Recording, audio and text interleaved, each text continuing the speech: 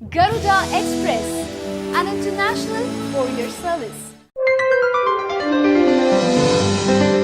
తులారాశి చిత్తా నక్షత్రం 3-4 పాదాలు, స్వాతి నక్షత్రం 4 పాదాలు, విశాఖ నక్షత్రం 3 పాదాలు తులారాశి. తులారాశి ప్రకారం కనుక తీసుకుంటే 14 సంపాదన, 11 ఖర్చు, 7 రాజపూజిత, 3 అవమానత. అదేవిధంగా 12/9/2017 వరకు తులారాశి వారికి గురువు 12వ స్థానంలో యోగించడం, ఆ తదనంతరం లగ్నంలో యోగించడం. వీటన్నిటికంటే మించినటువంటిది ఏంటి అంటే గురువు శని తృతీయ స్థానంలో యోగించడం వలన అద్భుతమైన విజయావకాశాలతో హేవిలంబినామ సంవత్సరంలో ముందుకు వెళుదరని చెప్పవచ్చును.